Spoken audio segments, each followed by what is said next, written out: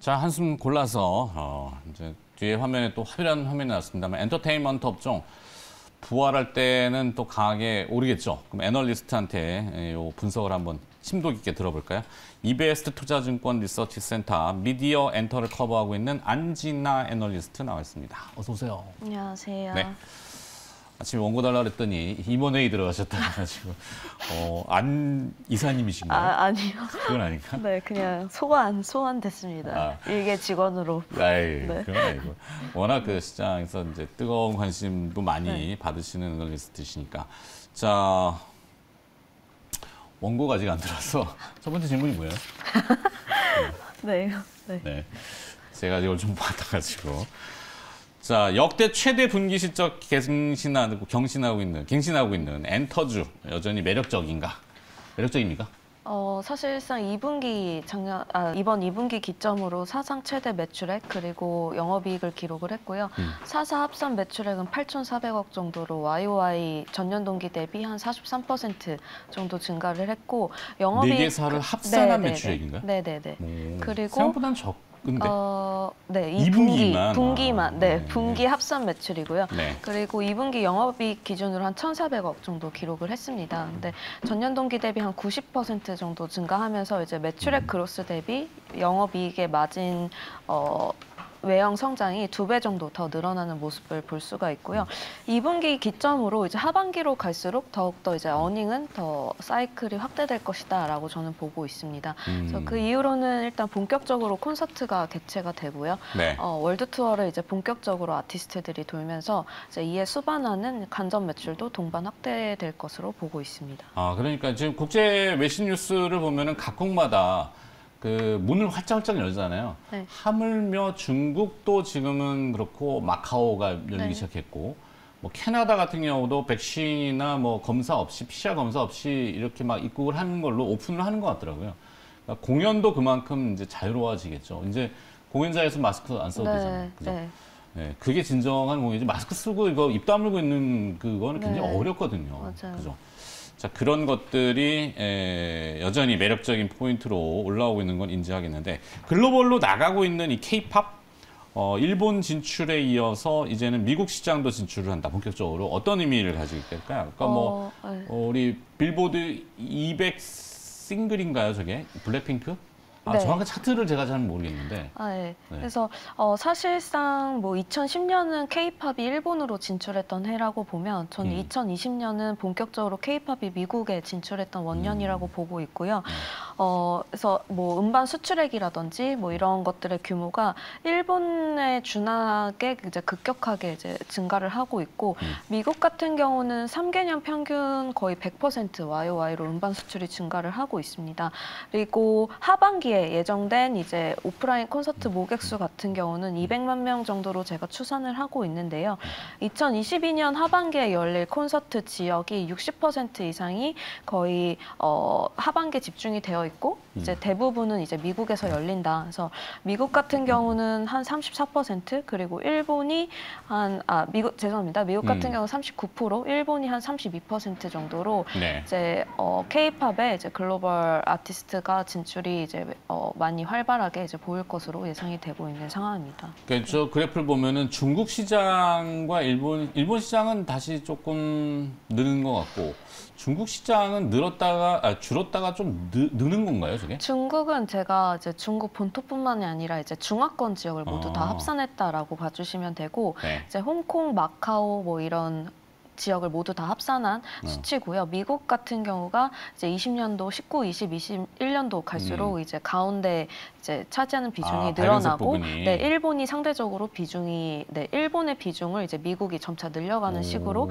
봐주시면 될 것 같습니다. 이 아시아권을 넘어서 이제 본격적으로 본토 메이저리그로 가는군요. 그 단일 지역으로는 어쨌든 엔터미디어 중에서 미국이 가장 MS가 높고요. 한 35% 정도 글로벌 시장에서 차지를 하고 그 다음이 높은 게 일본 시장입니다. 그래서 일본이 30% 그리고 유럽 시장 같은 경우는 프랑스, 독일, 뭐 영국 이렇게 합쳐서 30%라고 봐주시면 될 것 같고 과거에 비해서 사실 미국으로 확장하는 게 서구권으로 진출을 하면서 미국뿐만이 아니라 유럽이나 뭐 라틴 아메리카까지도 이제 더 영향력이 넓게 이제 빠르게 확장되고 있다라고 봐주시면 될 것 같아요. 그렇죠. 네. 뭐 영화도 그렇고 이번에 에미상 네. 시상도 이제 수상을 하고 이런 것들을 봤을 때 뭐 언어의 장벽은 더 이상 이제 장벽이 아니다. 네. 네. 박찬호 감독인가요? 뭐 한 줄짜리 3cm의 그 장벽? 그건 저는 잘 멘트가. 모르겠고, 일본은 좀 폐쇄적이라고 저는 느껴지거든요. 아직까지도 이제 일본어로 자체적으로 다시 또 의역해서 앨범을 발매를 하고, 일본어로 이제 좀 일본 문화에 맞게끔 이제 공연을 하거나 하는데, 사실 지금 케이팝이 흥행할 수 있었던 건 그냥 한국말로 노래를 해도 다 따라 부르고, 네, 이런 확장성들이 이제 일본에 진출했을 때보다는 훨씬 더 빠르고 넓게 좀 적극적으로 이제 나타나고 있다라고 봐주시면 될 것 같아요. 알겠습니다. 자, 그래서 블랙핑크, 핑크 베놈. 네. 베놈이 제가 알기로는 약간 야수적인 그런 거를 네. 의미하는. 핑크 베놈이라는 영화 혹시 보셨나요? 네, 봤습니다. 네, 그래서 거기서 이제 거미 네, 그런 모습을 이제 다 잡아먹는 뭐 그런 다 집어 삼켜 먹는 약간 그런 것들을 좀 상징화한 것 같고요. 예. 네. 뭐 핑크 베놈뿐만 아니라 또 다른 곡들이 빌보드 1위에 올랐다고 하던데 이 우리나라의 이 걸그룹의 파워는 뭐 상당하군요. 사실 이제 코로나 기점으로 두 가지 변화를 가장 꼽으라고 하면 저는 2020년도에 이제 미국 시장 진출 그리고 이제 걸그룹들의 이런 팬덤이 글로벌리 확보가 되었고 확대가 되고 있다라고 보고 있어요. 그래서 기존의 주력이었던 보이그룹 말고도 걸그룹들의 이제 선주 물량이라든지 앨범의 초동 물량 판매 레벨이 절대적으로 많이 올라왔다라고 봐주시면 될 것 같고 두 번째로는 이제 신인 그룹의 여자 아티스트들의 성장 속도가 매우 가파르다. 그래서 보이그룹과 비교해서도 이제 초동 물량을 판매하는 데 있어서 한 40% 정도 높게 판매율을 나타내고 있고요.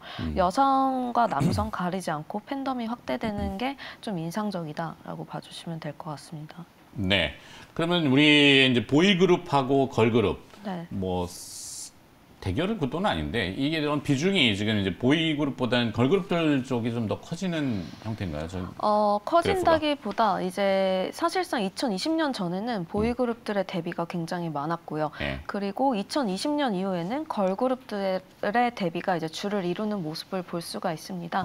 그래서 제가 지난 10년간 이제 유튜브 구독자 수나 그리고 이제 보이그룹, 걸그룹별로 어떤 게 조회수가 가장 많은지 공식 뮤직비디오 수 뭐 이런 것들을 이제 데이터를 보면 보이그룹 같은 경우는 한 번 이제 팬덤이 공고히 형성되면 탑 5까지 그 지위가 변치가 않아요. 되게 네. 한 7년에서 10년 동안 탑 10에 드는 이제 아티스트의 벽이 굉장히 높다. 근데 반면에 이제 걸그룹 같은 경우는 이런 기존에 잘하고 있는 주력 아티스트들 말고도 일단 신인들이 데뷔를 했을 때 탑 5 안에 들어가는 이제 진입 장벽이 상대적으로 보이그룹보단 낮다. 그래서 쉽게 이야기하시면 엔터사에서 봤을 때 보이그룹을 잘 기획해서 데뷔해서 팬덤을 얻었을 때는 정말 소위 말해서 약간 부익부 빈익빈 네. 잘 나가는 그룹은 정말 굉장히 팬덤과 많은 이익을 안겨다 줄 수 있지만 그렇지 못한 보이그룹은 좀 선전하기가 힘든 뭐 그런 반면에 걸그룹 같은 경우는 좀 더 유연하다라고 보고 있고 수익화 시점도 더 빨라지고 있기 때문에 걸그룹들의 진출이 좀 러시아처럼 많이 밀려 들어오고 있는 것 같습니다. 그래서 YG의 주가는 괜찮겠습니까? YG는 일단 글로벌 주력 아티스트인 이제 블랙핑크의 본격적인 활동이 사실상 4분기부터 이제 숫자로는 반영이 될 것으로 예상을 하고 있고요. 네. 9월 16일이 정식 컴백일이었기 때문에 3분기에 반영되는 기간은 좀 짧습니다. 그리고 10월 15일 다음 달부터 서울 투어를 시작으로 본격적인 월드 투어를 돌고 있고요.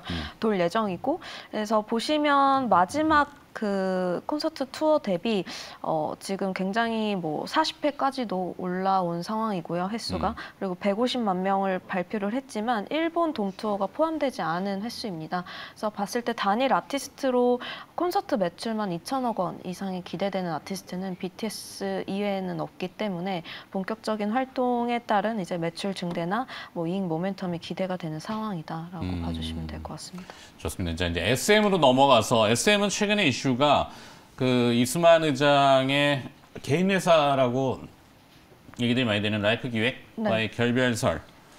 주가가 조금 반응을 했었는데 앞으로의 방향성은 어떻게 좀 봐야 될까요? 한 이틀 정도 주가가 움직였던 것 같아요. 공시가 이제 한 4시 정도에 났고 시간으로 상한가까지 갔고 다음 날에도 한 20% 정도 높게 올라가는 모습을 보였는데요. 사실상 그 라이크 기획은 매출액에 연동해서 한 6%에서 많게는 7%까지도 이제 매 분기마다 수수료가 좀 지급되는 식으로 이제 한 연간 250에서 300억 정도 이제 빠져나가는 구조로 보이고 있고요. 네. 뭐 이런 라이크 계획이 어떻게 될진 모르겠지만 뭐 그렇게 공시에서 조기 계약 종료를 뭐 긍정적으로 검토하고 있다. 뭐 이대로 될 경우에는 이제 그동안 뭐 상당히 좀 지지부진하게 진행되었던 SM의 지분 매각 협상도 어떻게 보면 빠르게 전개될 것으로 저는 기대가 되는 한편이 있고요. 네. 그 연간으로 250에서 300억 정도 이제 순이익단에 붙게 되면 이제 동사 이익 모멘텀이나 이제 센티 개선에 있어서 이제 주가에는 긍정적으로 작용할 것으로 보고 있습니다. 자, 그럼 또 빠르게 넘어가서 하이브 봐야 되겠죠. 이 방탄소년단의 군입대 이슈는 계속 여전히 진행형인 것 같은데 반면에 뉴진스의 약진이 또 눈에 띄게 또 오르고 있다고요. 하이브는 어떻게 좀 되나요? 하이브 같은 경우는 기존에는 그 레이블의 대부분의 주력 아티스트가 보이그룹밖에 없었습니다. 근데 네. 이번 해에 좀 걸그룹들이 약진하는 이런 시대 흐름을 잘 읽는 편인 것 같고요.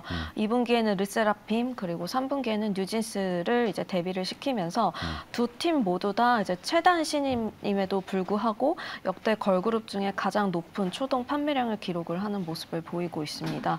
그리고 더불어서 하반기에는 이제 2분기 때 컴백했던 보이그룹 세 팀이 본격적인 월드 투어를 나설 예정이고요.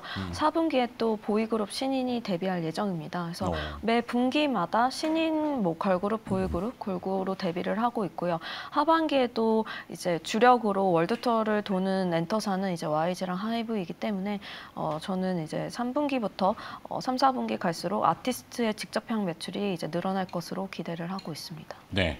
자, 그 밖에 또 눈여겨볼 만한 그룹 내지는 엔터테인먼트 기업 있다면? 사실 비상장이고요. 아직 네. 상장은 안 되어 있는데 아티스트 중심으로 보자면 이제 비교적 신인 그룹 중에서 추려봤고요. 네. 이제 보이그룹 중에서는 에이티즈라는 보이그룹을 가지고 있는 KQ 엔터테인먼트 관심 있게 보고 있고요. KQ 엔터테인먼트 네, 비상장인가? 네, 비상장이고 중소형 기획사임에도 불구하고 2, 3, 4분기 모두 다 월드 투어를 돌 예정에 있고요. 국내보다는 해외 팬덤을 탄탄하게 가지고 있습니다. 그리고 보이그룹 중에서 밀리언셀러를 또 기록을 한 상황이라서 이제 글로벌리 팬덤을 가지고 빠르게 성장하고 있다라고 봐주시면 될 것 같고요. 걸그룹 중에서는 아이브 아시죠? 네. 아이브요? 아이브, 네, 장원영 님이 속해 계신 아이브라는 걸그룹이 솔직히 잘 몰라요. 이번에 미니 앨범임에도 불구하고 선주문량 거의 100만 장 가까이 판매를 했습니다. 그래서 스타쉽 엔터테인먼트도 비상장이긴 하지만 카카오엔터가 지분을 좀 들고 있는 기업입니다. 그래서 비상장 중에서는 이렇게 두 개 보고 있고요. 그다음에 YG 본격적인 이제 외형 확대 그리고 마진 스키즈가 나올 수 있는 YG를 네. 좋게 보고 있습니다. 좀 낯설긴 하네요. 네. 가요 무대에서 들어서. 네. 자, 앞으로 엔터테인먼트 업종의 주가 상승 어디에 달려 있다고 보세요? 주가 상승은 지금 전반적으로 시장이 좀 많이 어려운 상황이다 보니까 사실 산업의 성장성이라든지 그리고 이익의 모멘텀, 체력들은 다 받쳐주고 있는 상황이라고 보고 있습니다. 반면에 주가는 연초 대비 거의 뭐 30% 이상씩 다 하락한 상황이기 때문에 밸류에이션 상으로도 굉장히 좀 부담 없는 구간이긴 해요. 그래서 하반기에도 이제 아티스트 주력 활동에 따라서 이익 나는 그로스 잘 보시면서 이제 판단하시면 좋을 것 같고요. 사실 저는 센티에 의한 주가 조정이 이루어졌다라고 보고 있기 때문에 지금처럼 좀 저가 매수일 때는 좀 적극적으로 이제 매수 기회를 저는 권고하는 바입니다. 네. 네. 영상 쪽은 좀 어떻습니까? K-팝이나 K-드라마 어디에 좀 더 K-드라마라든지 뭐 이런 요즘 그 OTT가 워낙 많이 보급이 되어 있기 때문에 오리지널 컨텐츠 같은 것들. 사실상 K-팝이랑 죄송합니다. K 컨텐츠는 이제 동시에 같이 시너지 효과를 일으키면서 글로벌리 그렇죠. 흥행을 하고 있는데요. 네. 사실 제작사들의 이익단까지 가기에는 좀 시간이 걸릴 것으로 보고 있고 워낙에 이제 드라마나 뭐 이런 방송 영상물을 제작할 때 뭐 투자 그리고 후 인식이 이제 제공 뭐 이렇게 회계적으로 인식이 되고 있기 때문에 드라마 라인업도 지금 또 밀린 상황이에요. 사실상 뭐 올해 하반기에 방영이 될 애들이 이제 내년으로 많이 밀린 상황이기 때문에 아직까지 제작사의 이익단까지로 가시화되기에는 좀 더 시간이 필요하다라고 보고 있습니다. 알겠습니다. 여기까지 듣도록 하겠습니다. 자, 오늘 미디어 컨텐츠 쪽 한번 심도 있게 쭉 들어봤고요. 도움 말씀 주신 분은 이베스트 투자증권 리서치센터 미디어 엔터를 커버하고 있는 안진아 애널리스트였습니다. 고맙습니다. 감사합니다.